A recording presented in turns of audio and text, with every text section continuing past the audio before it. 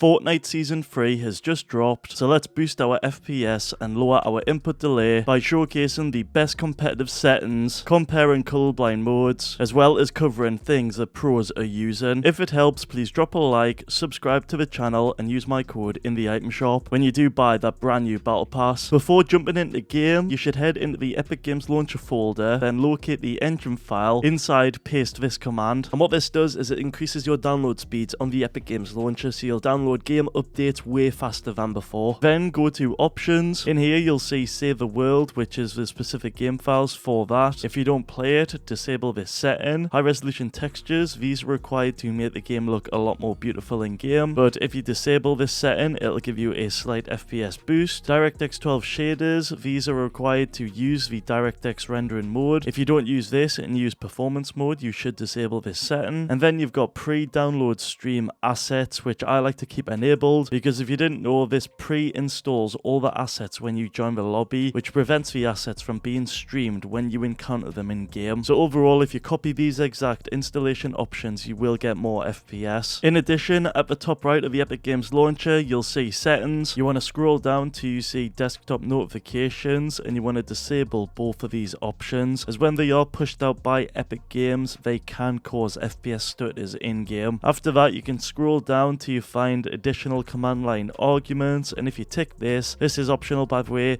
you can try pasting in these different commands for different benefits. However, I will note a lot of people have said that Epic Games sadly no longer support these command lines, but it's something you can try anyway. After, head into manage, where you should also verify your in-game files before playing any new season to remove old outdated files. Now you can go ahead and open the game. Starting off with the video settings, make sure full screen is selected for zero delay. Resolution, most players use 1920 by 1080 for its high resolution look and best visibility. However, I recommend trying a stretched resolution, as you'll get a huge FPS boost as well as bigger looking player models. To set up a stretched res, you've got 3 different methods, which I explain more in this video on screen. However, the easiest way is to literally change these 2 sections inside your game user settings config. VSync, you want that off, as it can cause FPS stuttering and screen tearing. Frame rate limit, I like to use either unlimited or match my monitor's refresh rate. So if you use a 360Hz monitor, you want to use 360 FPS in game. Just don't forget to go into the Windows settings and make sure you select the highest hertz for your monitor. As for rendering mode, you want to use performance mode, as it provides much clearer visibility as things like grass are removed, which also improves your FPS big time. Brightness, here's what all 3 types of brightness look like this season. I think the default looks the best. Colorblind modes, here's a comparison of all 3. That's Deuteranope, Protanope, and Tritanope. This season, I think Tritanope looks the best. Oh, and for motion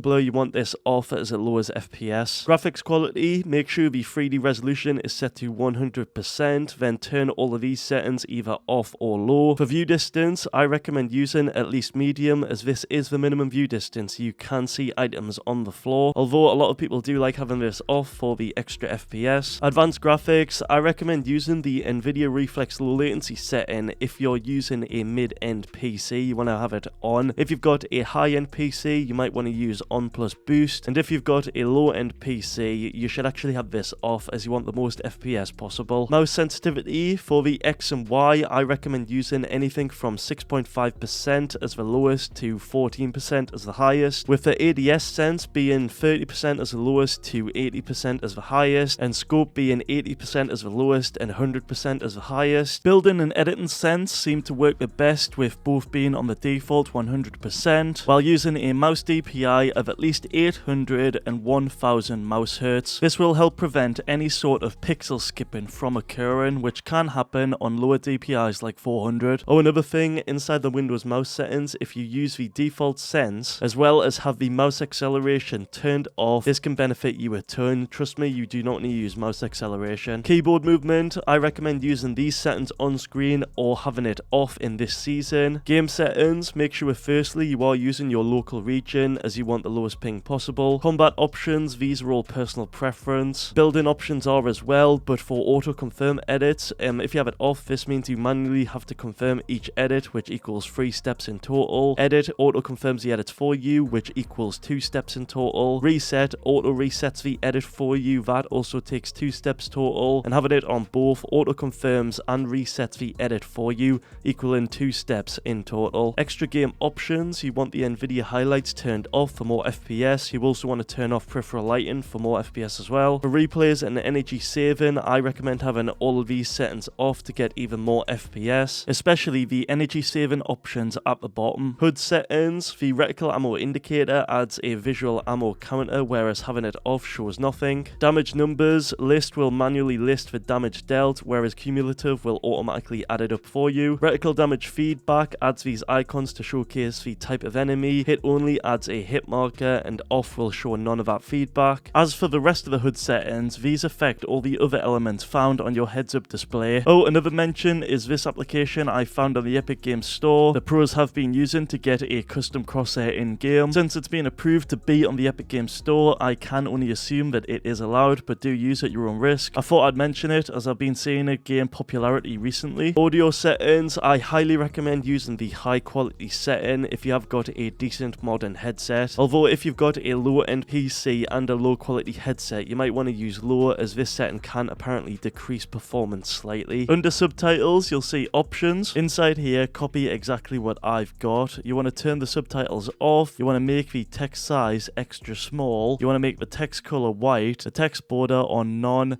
and then the background opacity on clear. And that right there is a little trick used by Bugger to slightly boost your FPS, so be sure to give it a go if you haven't already. Also, make sure you are using visualized sound effects, as it's what every pro is using for good reason. It's basically a visual sound indicator that points you to different things happening in game, like footsteps of enemies and stuff like that. Keybinds, for these you want to set them up to be the most optimal. Here are 2 examples you can configure. I recommend using either set 1, where wall is on X, floor is on V, stairs is on C, and roof is on left shift. And then you've got set 2, which is mouse button 5 on the wall, floor on V, stairs on mouse button 4, and roof on left shift. Just try out either one of these sets and optimize them to feel what's best for you. Moving on, I've got some optional PC settings you can configure to further boost your FPS. Starting off with the best Windows settings. Inside the control panel under the privacy setting, you want to uncheck all 4 of these right here. Then if you go into the background applications, you want to simply uncheck all these and stop them from running in the background. After that, in the advanced system settings, go under performance. Then under visual effects, you want to adjust for best performance and then tick these essential settings on screen. After that, I like to go into the device manager under high precision event timer, and some people say that if you disable this, it can boost your FPS. It's something you should try, and if not, just re-enable it. I also like to go into the run box and type in temp. I then like to select all of these and simply delete them. I do this again with %, temp %, and yet again with prefetch. Also, while the game is running, I press Ctrl Alt Delete, go into the task manager, and then find Fortnite, right click on it, go to details, then right click on the top exe, set the priority from the default normal to high. You'll notice as well in the task manager, if you look at the very bottom, you'll see uptime. To your surprise, the uptime may be very, very high, like some of these examples are on screen, like some are just ridiculous. And this is because of a fast start feature, which has become quite the meme. So to fix this, head into power options, click change settings that are unavailable, and simply uncheck this option. Now when you shut down your PC will fully shut down and the uptimer will be reset. Oh, if you go into gaming too, specifically under the game bar, you want to ensure that that is turned off, as it can give you micro stutters. As well, in the search, if you type in power plan, click edit power plan, then change advanced settings, you'll notice by default it's on a normal power plan. Instead, you want to change that to high performance, which as you can imagine will make it perform at a higher level. Next, we've got the best Nvidia settings. Now straight away, I recommend using the latest driver. It's something Epic Games themselves recommend. Simply head into this driver section right here, and then this is where you'll see the latest game ready driver. And what's cool about this Nvidia app is if you scroll down to the bottom, you can see exactly what's been changed in this latest driver. You've got what's new, and this obviously changes with every different driver. And then you've got my favorite thing, which is what's fixed. This can feature a range of different fixes to crash fixes, bugs, and just so much more. It's just really handy to have. Then you've also got learn more, where you can obviously learn more about the driver. Alternatively, you can use an older driver like any of these legendary ones on screen. After that though, if you open up the Nvidia app, which is currently still in beta. Head over to the graphics section, then select the game of choice. Obviously we're going to use this one. Now you can press this button here to optimize it, but I don't like to do this. Instead I go into global settings and I customize it like this on screen. As you can see, I've got the RTX dynamic vibrance off, I've got image scaling off, I've got low latency mode on